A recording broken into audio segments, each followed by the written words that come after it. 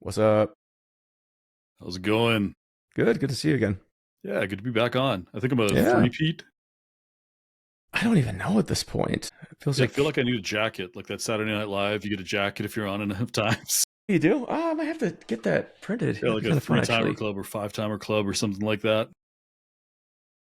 That'd be fun. But it feels like every time we hang out too, it's. I mean, like that could just be a podcast as well. So yeah, yeah. What you been up to lately? Busy. I mean, clients building out a few new courses. Hopefully those will be coming out in the next month or two. I keep saying that and then I keep saying, well, yeah, no, it'll be another month. It'll be another month. So I know how that hopefully that goes.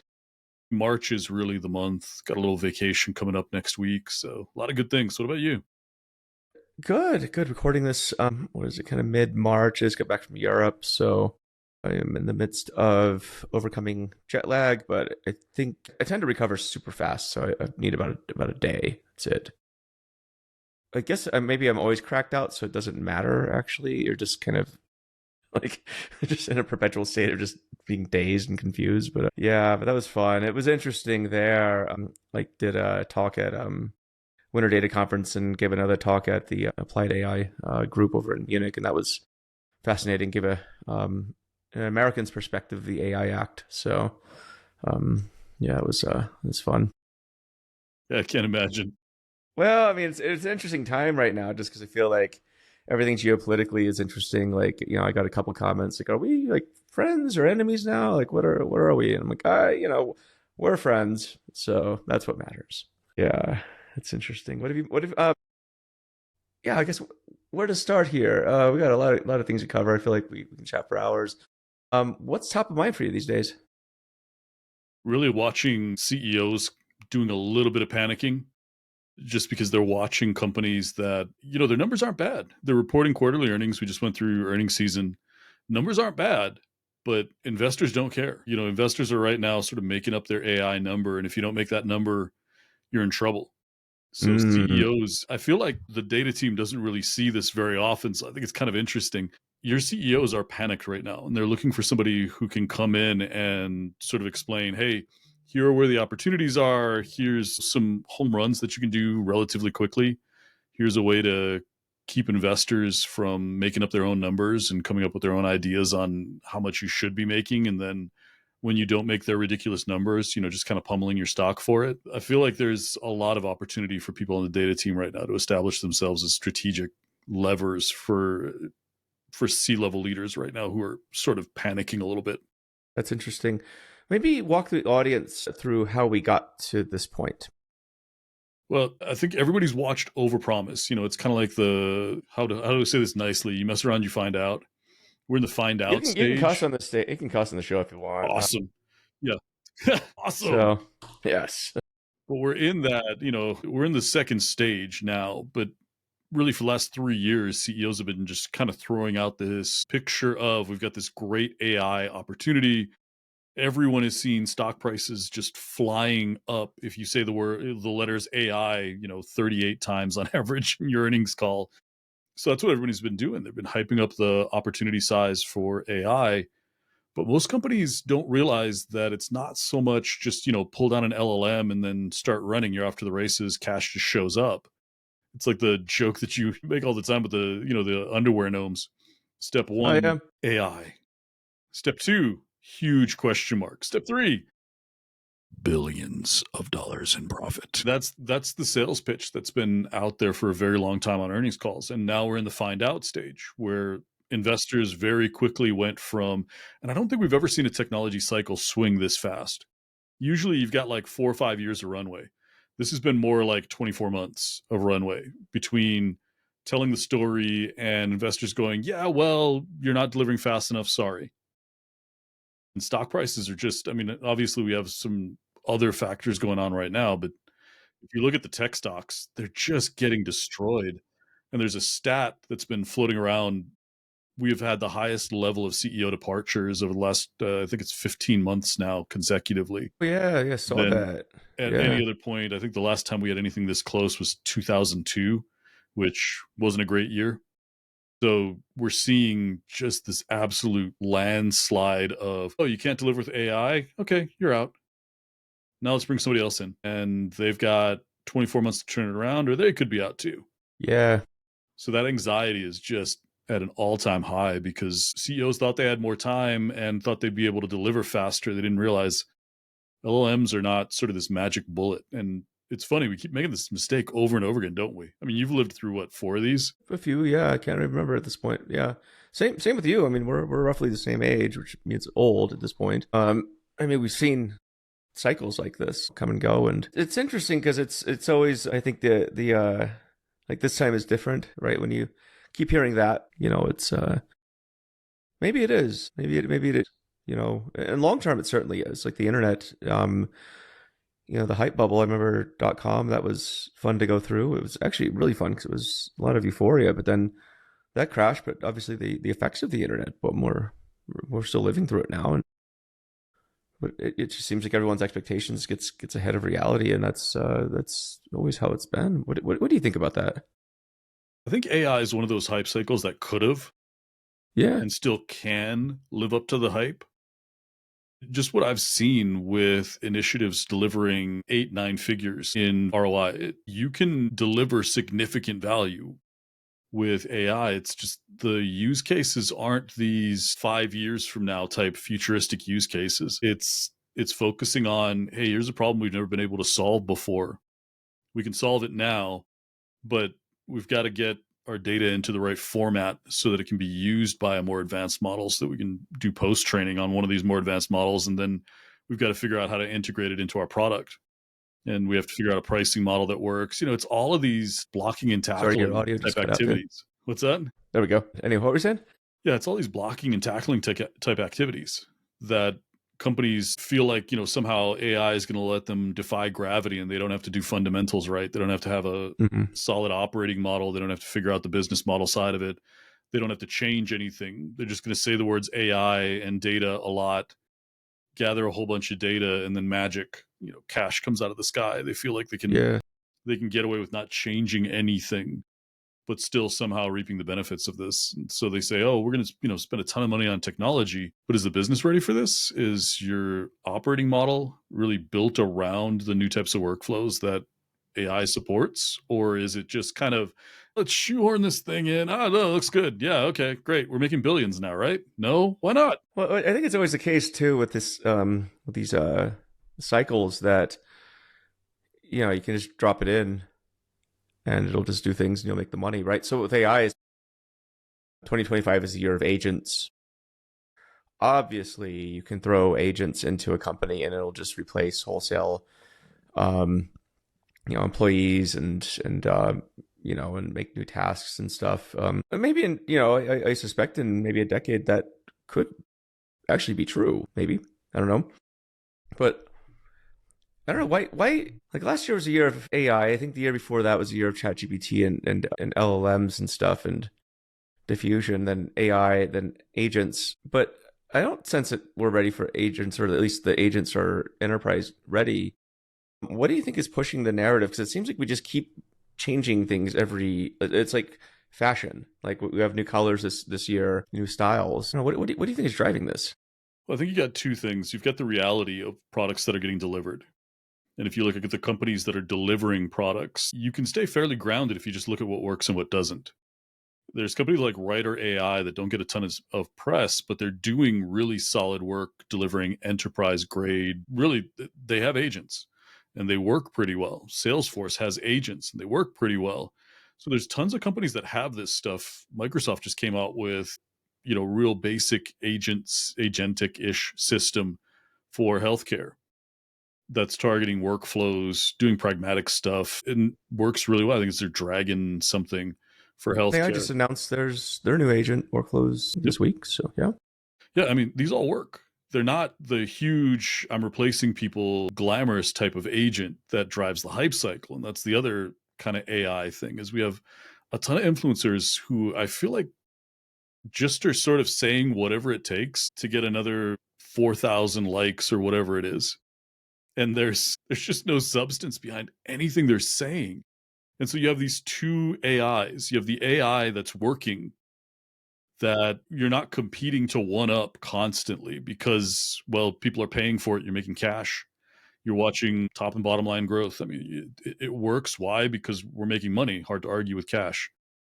But on the other side, you have this other thing that's driven by social media, driven by hype and influencers that, I mean, none of that stuff's real. I keep seeing all these like oddly, they call them oddly satisfying videos where you watch this futuristic 3D animation of this technology and they talk about it like, it's happening right now. And then what, 10 years later, maybe the first prototype rolls off the Yeah. line. They talk about every new LLM release, like it's destroyed Google or it's destroyed OpenAI or Microsoft's cooked or Anthropic is left in the dust or DeepSeek. It's just, you feel like you have one side that's really driven by, I have to say the wildest, craziest thing, or no one will pay attention to my social media feed. And on the other side, you have companies that are making legitimate amounts of cash and they have the real story on AI. And I think that's where our problem is. That's why we keep chasing, we went from this to that to this to that. Some of it's legit because, I mean, sometimes a research avenue just closes. We thought fine tuning would be a thing. It's not. Now we're really focused on something bigger called post training. So, I mean, there's legitimate, that avenue just didn't work out. But a lot of it is just chasing, what do I have to say to get another 4,000 people to like my post? And that's one of our biggest problems right now. Well, yeah, and that wasn't the influencers thing wasn't really well a thing. I would say in the big data era, right? And certainly not the .com unless InSync, I suppose, might have been influencers in their ads, but I don't know. But but yeah, I mean, you're absolutely right. And some influencers, I mean, I'm friends with them, so I'm going to be nice here, but I feel like their posts also get the attention of um, maybe not non-technical CEOs and executives and the boards, and they're like, enamored with this eye candy. And so, and then I guess the question is, that if you're CEO, it's like, well, why can't we have that too? That's cool. Let's do that. And I want it by tomorrow, by the way. Yeah, they told me it was easy, right? We just have to buy this one thing and we're done. That's your expectations. I mean, you go to conferences and so do I. I mean, this stuff is sold as being just drop it in, fire your staff. It's great. It works. You don't need anybody anymore. I mean, that's I think one of the premises of what Doge is doing right now is they're just coming in wholesale and it's like, oh, we'll just have AI just run the government. I'm like, cool. If you understand the processes that happened before, try and go for it. But like, I don't know how this is going to end well. But maybe I'm dumb. Maybe we're both dumb in this. I don't know. So I think it's the frustration that so much stuff doesn't work. So many processes don't work, especially for customers. Where if you try to call in to get customer service for something, you just kind of know, like, this doesn't work. It's broken. I'm sitting on hold forever. And half the time, I have to call somebody else in order to get my problem solved. And so AI, it's not like there's a loss here. You go from one solution that doesn't perfectly work to another solution that really doesn't work that well either. And from a customer standpoint, it's kind of like, well, at least now I get to deal with somebody who's upbeat. I mean, at least now this AI is being nice to me while it's not solving my problems. Instead right. of this other, the other alternative is somebody that's rude and mean to me while also not solving my problems and sort of gaslighting me into thinking, oh, this is all your fault. So there's genuine sort of customer backlash with how badly they've been treated and how badly a lot of solutions work for them and don't work. So I don't think all of the, hey, we can replace it is hype. I just think that what they're saying is that you've got this terrible thing that sucks and I can replace it with this other thing that sucks and it's a lot cheaper. Well, they just suck in their own ways, I guess, to paraphrase an old quote. It is interesting because the investments in, say, customer service, for example, right? Like that obviously wasn't there before. So, I mean, it does make me wonder, like, what, apart from, the potential bottom line improvements from just gutting an entire customer service team. I guess if that's your only metric, right, it's just the bottom line, then go for it. I guess it wouldn't. If it's not substantially worse and substantially better, if that's just perceived as being a need to have, but not something we really care about, then maybe, I don't know. Yeah, most companies treat their customer service like it's a cost center because they don't understand how to measure what value it creates. How does this contribute to growth? How could we revamp customer service so that it would create growth for our company? Most businesses, C-level leaders are looking at customer service and they're like, hey, you're a cost center. Give me this cost center as cheaply as possible. But they also look at their IT organization that way. They look at their data Yeah, I teams that way in some was about to cases. say. Yeah. Yeah. What are your thoughts these days on data teams, IT teams as cost centers in the age of AI? I mean, if you have a cost center, you're doing it wrong, right? We should be seeing this stuff drive value. We had all of these CEOs come out and say, oh, this is going to be huge. This is going to drive so much value. It's going to drive growth. Partner, the World Economic Forum, everybody came out and said, oh, this is going to be the big, 3 trillion, 4 trillion, huge numbers. But like, okay, your technology team is the one delivering all of this stuff. If they're a cost center, doesn't that tell you you're doing something wrong? I mean, if on one side of the equation you have trillions and on the other side of the equation you have a negative sign, Hmm. your math didn't work. Right. Something went sideways. Companies have to figure out, again, how to look at every part of the business, and technology is a huge part of this. Where does this drive growth? How can this begin to drive growth instead of just assuming it's been a cost center forever, it will always be a cost center? I just Yeah. have to roll out technology, and there's no way that technology is going to help me grow. It's just going to help me keep up. Hmm. Like, that's the wrong mentality. If they're saying this is going to drive growth and it's not, well, then you have to fix that. You have to do something differently in order to start monetizing technology and monetizing all these really smart people that you're paying a ton of money for. Yeah. But what do you think is behind this mindset though? Because this has been the mindset of a lot of executives of IT for decades, right? And it doesn't seem to have budged, no matter that companies are becoming, increasingly digital transformation was like something that was hot 20 plus years ago, but it's amazing how many companies haven't even got the memo on that. Now it's uh, you know, AI and so forth. What do you think is behind this mentality? It seems very pervasive. What I've seen is it's just the organizational perception where a CIO shows up and says, I've never looked at it in terms of how would I change things in order to become a growth driver. They really don't think that way. It's kind of like HR. You get a lot of HR, CHROs who don't come in and go, how can HR drive growth for the business? They just kind Mm, of go, how do I make this as cheap as possible, as efficient as possible? Because the business has to have HR. Whereas if you look at the sales mentality or the marketing mentality, they're always coming in, just from the beginning thinking, how do I drive growth? I am accountable for growth. How do I drive growth? So if you switch it around and you ask a CIO, hey, doesn't it suck being kind of in this loser category of not a strategic driver, not a growth driver? You're kind of this loser category where, yeah, we gave you a C-level title, but that's only because we had to. Like, if we could call you something else, we would, but everyone says we have to have a CIO, so here you are. And we don't think of you as a growth driver. You're just a giant cost center, and all you're here for, it's not strategy. You're just here to manage this thing, this really, really expensive thing that doesn't do anything for us. I mean, like, aren't you tired of that? Wouldn't you like to be part of the growth story? Wouldn't you like a seat at the bigger table? And it feels like just institutionally, no one in these C-level technical roles has ever decided, it's a very small group. I shouldn't say no one, but there's a very small group who've decided, hey, we're going to be growth drivers.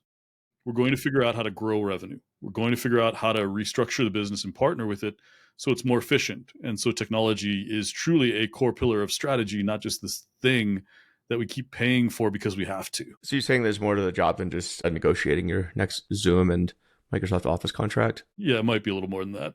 Damn. There may be more involved.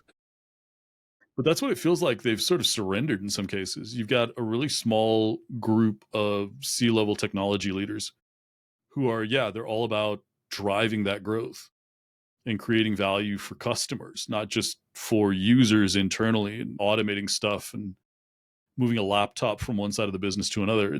They're genuinely invested in helping the business grow and become more profitable. But you have the majority who, look at that and say, well, that's not technical, that's not what we do. It's like, but yeah, it is. Yeah, that really should be. I mean, shouldn't we stop thinking like cost centers? Shouldn't we start thinking, hey, how do we revamp the business model? How do we really reimagine and innovate the operating model? So it's built to be technology first. So it's built to transform continuously instead of being the static thing that's always resisting change and that's always resisting new technologies. Shouldn't we be gaining and benefiting from new technologies? Because it's not like they're stopping. That's fascinating. Do you have this conversation very often with Yeah. CIOs? Yes, I've made quite a bit of money making this, having the same conversation over and over again. If that sounded well rehearsed, it might have been. Yeah, it's a continuous mindset of just C-level technology leaders have never been taught to think of themselves the same way like a CMO or chief revenue officer or chief strategy officer, even operations has a more value focused mindset than your technology C-level leaders. And it's a constant conversation. It's kind of a struggle. And it's almost like I have to talk them into thinking about this in terms of, hey, you could be a rock star too. Like you don't have to stay in this cave. You don't have to always feel like they don't listen to you and they sort of treat you like you're at the kiddie table. That doesn't have to continue. You can fix that pretty easily. Yeah, I always talk about chief data officers, for example, and the ones I meet, and it seems like I'm thoroughly convinced I would never want that job ever. Yeah, it just doesn't seem worth it. Because I mean, I think it seems like unless you have the support to be proactive, and I think play to win and not to lose, which is a big mental shift. You're gonna have a tough time, right? And if I get that job, then I get to commiserate to people like you who get to tell me it's okay, Joe, just go out there and get them. And then but there's a lot of uncertainty, right? And I think the safe route to play is just to kind of hunker down and as you say, move laptops from one side of the building to the other and be the help desk and so forth. But it doesn't seem like that's, I don't know, for me, it doesn't seem like it's really going to cut it in today's world either. That's basically Office Space, from like 1997. When did that movie come out? It was, yeah, late 90s, maybe Something like early that. 2000s, late 90s or Late something 90s, like that. late Yeah. 90s, yeah. But I feel like that's the impression I still have of a lot of IT teams is, um, maybe they got rid of fax machines. Maybe you still have one, but it's essentially the same as what you saw in Initech in that movie, and that's doesn't changed. So what So would you say you do here? right, yeah. Now you have the Bobs coming in. I mean that's sort of what Doge does. Well, they're a bit more careful about things in Doge, but it is interesting where even the CEOs now that you mentioned are getting the same sort of treatment from their investors, right? What are you hearing out there right now with other C levels like CEOs and so forth? That's I think it's fear. There's a lot of Mm-hmm. different conversations, but all of it is around, I know I'm not innovating fast enough. Mm-hmm. And I think that is the most common conversation. The other one is, am I innovating in the right directions? Those are the two really big concerns. We know we have to do AI. We know we have to use data to do it. Are we moving fast enough? Most CEOs aren't. I mean, when you look at the initiative failure rates, they're still in the high 70%, which wouldn't be bad if you were getting like VC returns for the other 30%. If you were taking a portfolio approach to innovation and Right. saying, look, I'm going to invest in a lot of speculative bets, and we'll move as the speculative bet gets more certain, gets more developed, gets more mature. We'll start moving our bets around, but until we have sort of clarity onto which one of these bets is going to be the winner, we're going to put a lot of speculative bets out there. Nvidia does that really well. They've got their chips business right now, which is just absolutely crushing it. But they have 8 different speculative bets in the pipeline that are very mature product lines, everything from robotics to autonomous vehicles, sensors in the IoT. They've got a software line now that is the training environment and sort of the platform, the top level platform for agents to live in. So they've got this rich ecosystem with a ton of different bets because they know at some point, I mean, part of every product cycle is the end, right? At some point, chips are going to play out. And the reason why, he's not really, you don't see him shook. Yes, chips are going to decline. And he's like, yeah, we knew that. What did you think? We didn't know that? You think Really? This is our business and you don't think we know chips are cyclical? Why do you think we have all this other stuff? And he keeps trying to point out all this other stuff, and investors are like, yeah, but what about your chips? He's like, come on. Right. Okay, I'll take another selfie with your friends. All right. Like, Yeah. you can just see the frustration on his face when he tries to talk about why will Nvidia continue to grow and continue to, and that's the problem CEOs are having right now, is they keep getting dragged back to really reductive stuff. And they know they need to be innovating faster. They know they need to be delivering new value. They need to be using AI in innovative ways. They need to be thinking about their business model in different ways. And they don't have C-level leaders in the technology organization who they can look at and go, hey, how are we going to do this?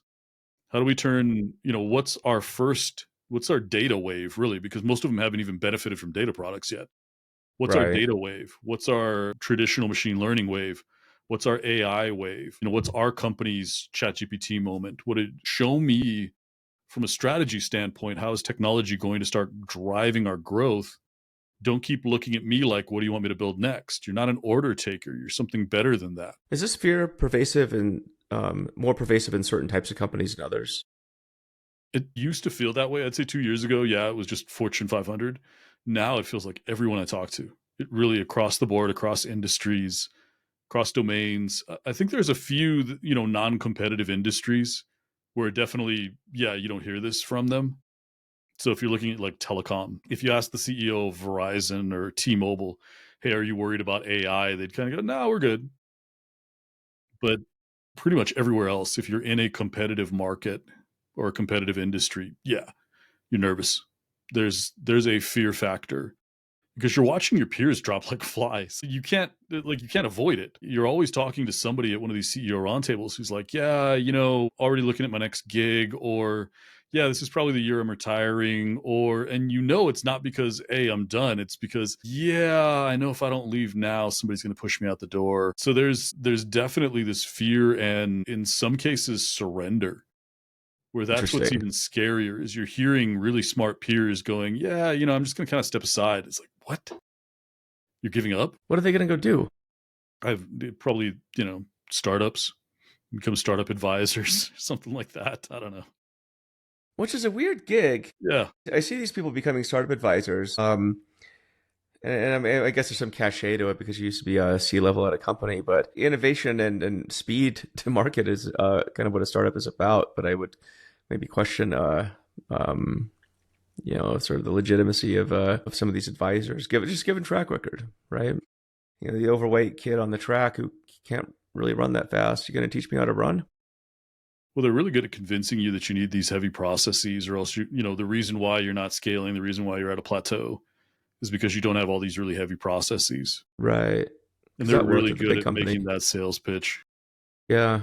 Yeah. That definitely worked at the company they just left. Yeah. So, It's working yeah. so well for Meta. Well, they keep saying that they don't need engineers anymore, right? And so, Yeah, I what don't are know you if thought? that's What are your true, thoughts but on that? I don't know if they don't need engineers, but you can see that the layoffs made them faster. It wasn't that they were getting rid of people that were losers or low performers or anything like that. It was just the structure of the organization was so overweight that they couldn't get anything done. You see that in Yeah. companies like Google too. If Google slimmed down significantly, it'd move faster too. It's not so much that Yeah. Google's in trouble or, struggling. It's not that Google has a bunch of low performers. It's just that the way it's structured is so heavy and so slow that it's hard to be a Google at a company as big as Google is. Oh, yeah.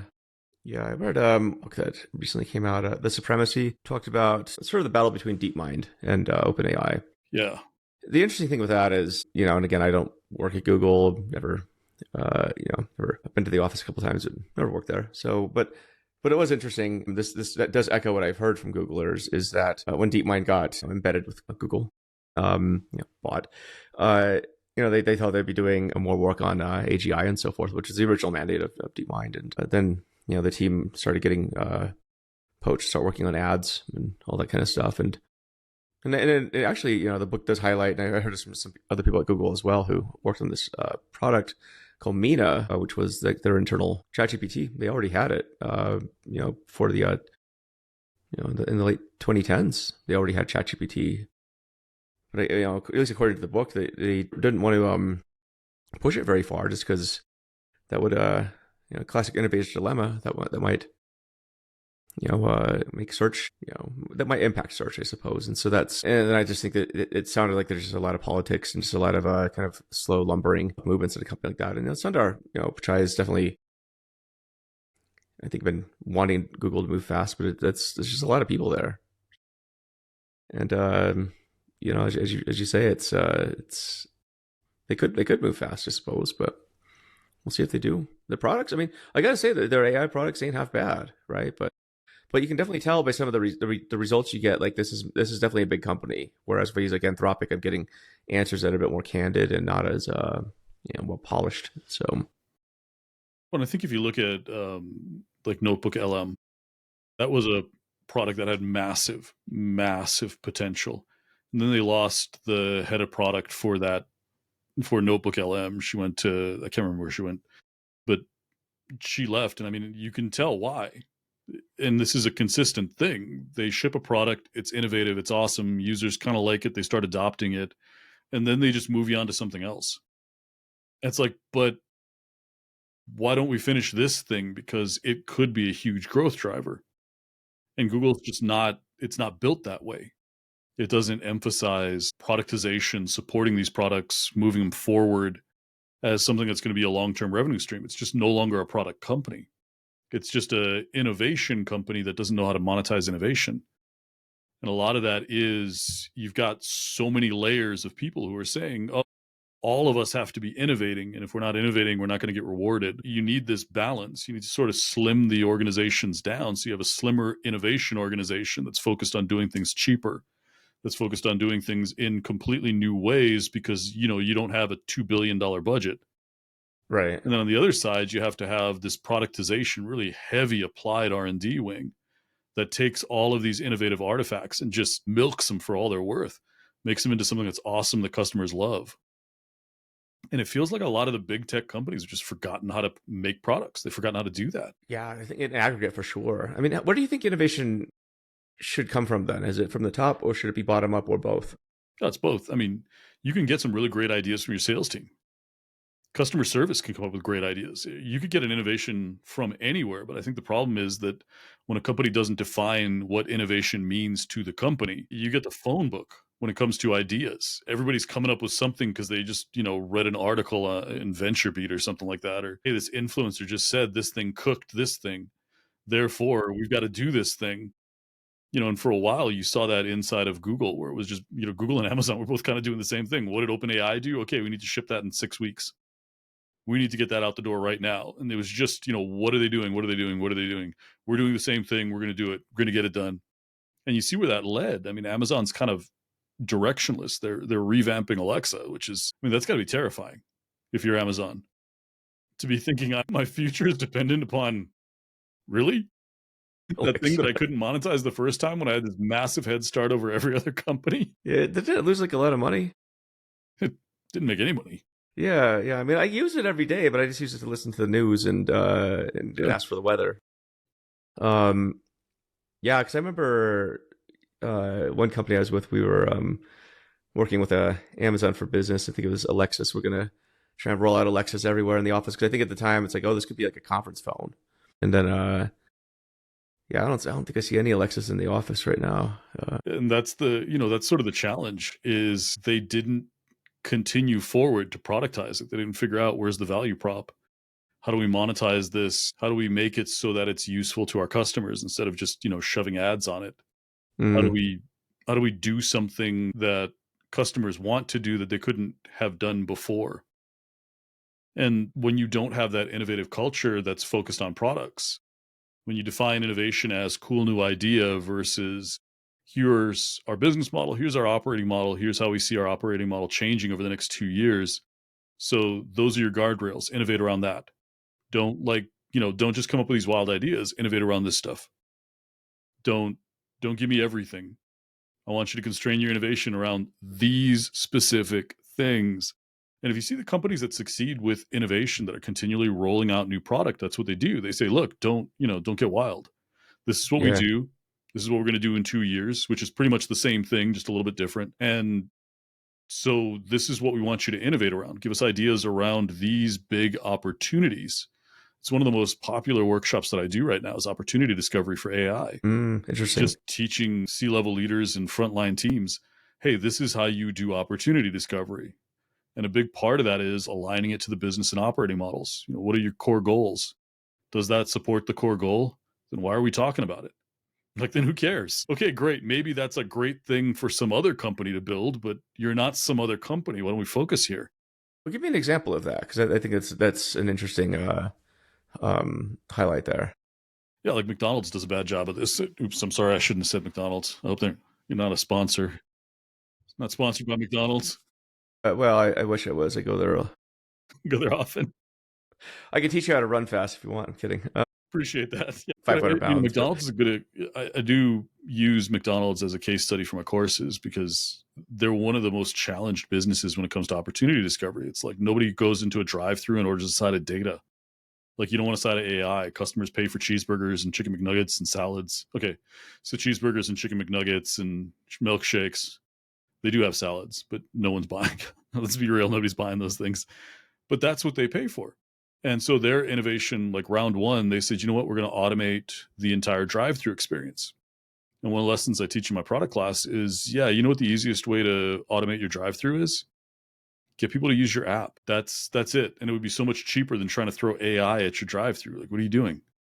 And then you can gather data in a way that is more customer centric. You can create more personalized experiences. You always know who you're dealing with, whereas through a drive-through, not a lot of data gathering opportunities there. Why are you innovating around something where there's a cheaper way to do this? Well, it's because you're chasing AI.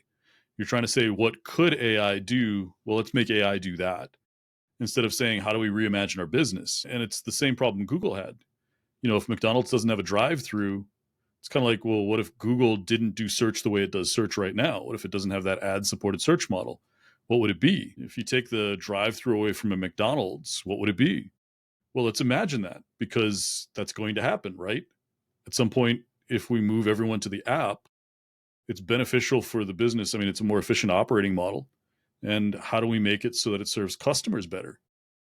And that's what innovation looks like when you're focused on what's our business model today, what's our operating model today, and what will it be in the next 2 to 3 years. And instead of saying, well, AI could do this thing, let's look at the opportunity and say, what's the most efficient way to do this? If you're Right. trying to automate the drive-through, well, that sounds like having people order through the app versus having people show up and now talk to AI at the drive-through or talk to Siri at the drive-through, which, they tried it with IBM. It didn't work. They abandoned Yeah. it. Now they're trying to do all sort of similar ideas again. And they've just re-announced all of these different AI initiatives that they're rolling out. And again, it's just, okay, these are all interesting use cases, but do any of these really move the needle for you? Do any of these really drive any sort of significant value for McDonald's? Yeah. And they don't. They're just, yeah, I mean, that's cool, but who cares? So I'm just looking at this Wall Street Journal article that came out on March 5th. I'm not sure if you saw it. It's titled, what is it? McDonald's gives its restaurants an AI makeover. Yeah. That's their latest, the next push into AI. Yeah, because they have restaurants currently have edge cloud connectivity, and so they're going to process data in real time. It's like an IoT kind of thing, and that's interesting. I mean, I know that Chick-fil-A they have Kubernetes clusters in each restaurant, which is pretty cool. Yeah, but I mean, what the biggest innovation that Chick-fil-A has recently rolled out that a lot of other restaurants copied? Drive-throughs, I don't know. Yeah, Better they just drive-throughs, put yeah. somebody in the drive-through with like an iPad, and you can order through that person instead of going and ordering at the screen and talking to the voice. Oh, You they're know, that, maniacal about the drive-through stuff. I mean, they have drones and like people on rooftops like counting because I don't know what it's like where you are in Reno, but I know in Salt Lake the Chick-fil-A's near me or they're all crushed by long lines of cars. yep, same here. Yeah, Yeah, yeah, and they've figured out how to optimize those drive-through experiences to get as many people through as quickly as possible. And instead of rolling like AI out, they just analyzed the data and realized, yeah, if we put two people outside in the drive-through, and they've actually redesigned most of their drive-throughs so that there's space for a person, like you're stopping and there's a little area with an additional overhang so they're not getting wet and you're not getting wet if it's bad weather, where they've got a little shade and some, some fans behind them when it's warm. Like they've rebuilt the entire drive-through experience around, instead of talking to a speaker, talking to a person that's standing there, because it's more efficient. They take your payment right there. All you do is, and they've optimized ruthlessly using data about the drive-through and what's the best way to optimize the drive-through so that you can get as many people through it as possible. And instead of throwing AI at it, they realized, no, we just hire 2 more people, give them touch screens, and that's the AI right there. Is we throw these 2 people out there versus, trying to automate a drive-through and do all this other stuff. They've also been really hard pressed on the app, where they're trying to get as many people to come in, order through the apps, pull up into one of those stalls, go inside, pick up your meal, and leave. Now you're reducing traffic through the drive-through that way too. And again, it's just optimization. They're treating it like an optimization problem. And instead of throwing AI at it, they're throwing more rational solutions. Well, I But mean, what's telling them what to do? Well, it's data. yeah. It's modeling the drive-through. It's using digital twins and intelligent twins of the drive-through, modeling 50 different scenarios instead of having to run 50 different experiments in the real world, figuring out what are the 3 best ones and let's run those. Yep. What's the reception when you give these workshops? Like, how do people respond to this kind of stuff? They like it because it's simpler, and it's, it also appeals to the business. We're talking about experts in the business being able to leverage their domain expertise in a way that they've always known they should be. They shouldn't be replaced by technology. They shouldn't be overtaken by data. And so that's really well received. A lot of people that struggle with these types of seminars are the ones that have already put a ton of money into these speculative bets that are obviously the wrong ways to go. They're the ones where there's a lot of sort of churn and teeth gnashing, because they realize, it's the opportunity cost that hurts the most, where you realize you've spent the last 4 or 5 years doing things the wrong way, or going after and choosing your innovation initiatives the wrong way. But I always tell them, look, the more dysfunctional you are, the faster you're going to turn around in the first year. Like the worse you are right now in the negative, the faster and the bigger the small improvements that you put in place in really the first quarter, the bigger of an impact you're going to see this year from stuff that you do in the next 8 weeks, 12 weeks. So being backwards right now is not necessarily a terrible thing, because you can just say, oh, we're doing AI transformation, and you get forgiven for all your sins. Like you can have a decade's worth of technical debt and you go AI transformation. Everybody's like, oh, of course you're changing everything. Of course you're yeah, no, that totally makes sense. Yes, of course you should do that. And so AI is sort of your get out of jail free card. Use and abuse it. The more How long do you backwards think you that's going are, to and I say last, this a though? lot, like the more backwards you are, the better. How long do you think that get out of jail free card is going to last, though? No, it doesn't. You have to show results. Yeah. No, I mean, how viable do you think it is in general right now? I mean, I think it was definitely a couple years ago, like AI. It's like, yes, how much money would you like? And stuff, right? Whereas now, do you think that's changed? I think if you've been telling a bad story, you have less of a runway to deliver results. But again, the more dysfunctional you are as an organization or as a business, the more that you can fix in the first 3 to 6 months. Because it Hmm. doesn't take a whole lot of data-driven insights to figure out this is overweight, this is, this is underweight, this is overperforming. Let's look at this and figure out how we can optimize and make even more here. This is underperforming. Let's figure out, should we close this down? Should we reallocate these resources someplace else? What should we, what are the small fixes that we can do to turn this from an underperformer to an overperformer? So it's really quick, simple learnings that you can use data for. You don't have to use any sort of fancy modeling. It's a whole lot of, are we putting the right data in the right people's hands? Are they using it to make better decisions? Are we changing things based on data versus just looking for the data that agrees with this all the time? Are we putting incentivizations in place so that people aren't fired for making a bad decision, but they're incentivized for every improvement that they find, every opportunity to improve? They're incentivized to take it. If you change some small things in the first 3 to 6 months, you start delivering value, and investors are like, oh, your AI story is paying off. Because, like, let's be real, investors don't know the difference between a data story and an AI story. You can call whatever you want to AI. You can put a report AI across the top of a report and go, look, our AI stories delivered X amount, whatever it is that report fixed. And you can legitimately call any sort of data analytics, machine learning. You can call anything AI at this point. I mean, McDonald's is a good case in point. They figured out they had something like 250 chicken sandwiches. You can just say, yeah, we used AI to realize we had 250 chicken sandwiches. That was kind of inefficient. We dropped it down to the top 5. And here's how much money we saved every year. Check it out. AI is working.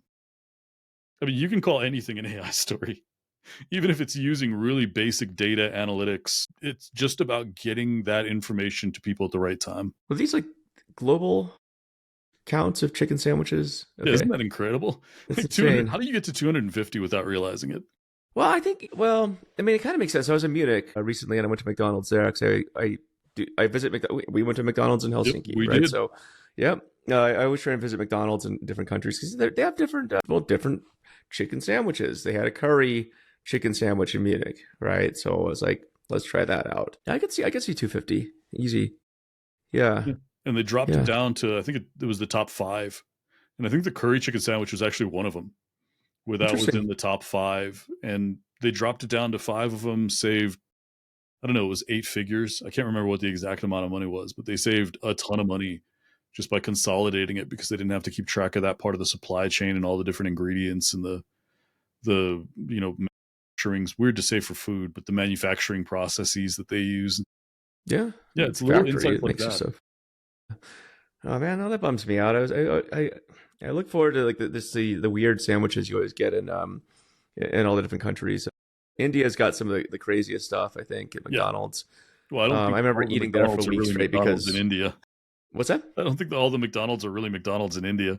I don't know what but they're either vegetarian or chicken because they don't have beef there. But I was like, but I had to eat there pretty much every day because I didn't want to eat street food because I had to go to another place and I like did not want to get sick. So I'm like, seems safer ish. Yeah, interesting menu there. China's fun. Asia's fun for McDonald's. I love Asia. It's a new adventure. Huh. Well, we'll keep going, I guess. But that's interesting. Kind of wrapping up. Like, what are you excited about over the next year with I think I'm everything one of the going few on? people that's genuinely excited about agentic systems. And I think giving models the ability to act is going to be really good for the field. Just because now you're almost expected to turn it into a product. You can't hide behind, oh, it's just a model. Yeah, with Mm, agents now, the model has to do something. It has to actually have capabilities, and that's exciting to me. I think it's one of our barriers to delivering value is that we've always been able to hide behind, well, I just do the model, dude, or I just do the yeah. data, dude. And now it's more of a, yeah, but it's got to play in this ecosystem. It's got to play in a way that users, customers, they like it, they use it. We're going to be closer to users and customers. We're going to be closer to growing businesses. I'm excited about that. It's cool. Yeah, same. I think that the potential for this for agents is huge. Spend the weekend just working out with OpenAI's agent workflow and check it out. But it's still really early days. I mean, I'm writing a blog post about this right now where I'm comparing sort of there's an article on GeoCities that I read recently, sort of just a memorial to it. And I was like, yeah, this kind of reminds me of like where we are in the space of AI right now. I think a lot of the walled gardens that we currently have, with this Anthropic, OpenAI, whatever, it reminds me a lot of like CompuServe and AOL. Yep. Very, very similar. But I'm kind of looking for that. What's the breakthrough moment where it just becomes more like the browser and not these walled gardens? Like that's, I think, definitely something I've been thinking about just from an ecosystem standpoint. Like what's that killer moment? What's the mobile moment for? Because I don't think we're there yet. It still feels very, very early. Yeah. That's interesting. Yeah. What's the mobile moment? That's really interesting. Yeah. Well, because I mean, you have these ecosystems, right? But it's like if I want to play an OpenAI sandbox, I got to go there, which is great. But I feel like we could be doing a lot more. Maybe agents is one way to get there. I don't know, because then at least these things are in the wild interacting with each other now. Right now, nothing interacts, or very few, so it's a bit harder. But Yeah, it's interesting to yeah, watch the interop layer develop in the same hmm way that it developed, interops between websites, interops between apps and software and APIs. And as the cloud sort of crept in, Salesforce proved that to be a viable business model, viable way forward to build in the cloud instead of building siloed. Watching that break things down. Yeah, it's interesting. We've already sort of had the internet moment with ChatGPT, but now what's the mobile moment? What's the yeah, cloud moment? Yeah, what are all of the analogs for those smaller, looking back on them now, big disruptions? yeah. And not to sound corny, but I think blockchain may actually have a use case here Me where too.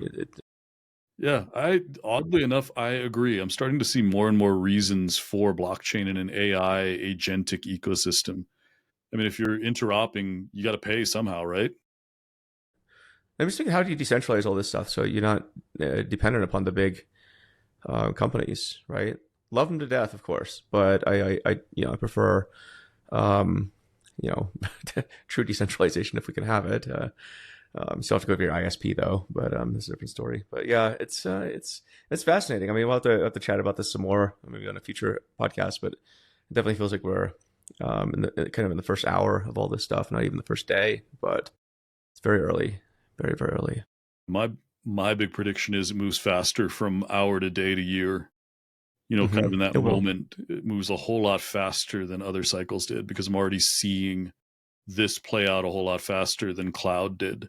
way faster, Yeah. So it'll be way interesting to faster, watch. Yeah, we'll definitely have to get back together and, another for year, sure. get that retrospective. Yeah, What did we yeah, get right? or What did less we than get a year. I wrong? mean, it might need to be in a few months because Yeah, great things are seriously. changing. So, um, well, awesome. It's always good to chat with you. So, Yeah. Appreciate being yeah, on. yeah, of course. For people who want to find you and maybe get one of your workshops, how can they find you? Easiest way, find me on LinkedIn. You can also go to datascience.vin. I've got all my courses up there. But if you want to book us, definitely LinkedIn. Send me a direct message. I have an open profile. Doesn't sound very good, does it? Find him on LinkedIn. His Yeah. open profile. Yeah. All right. The enterprise Tinder. It kind of is actually. Yeah, it really is. Yeah. All right. Take it easy, man. All right. See you. Yep.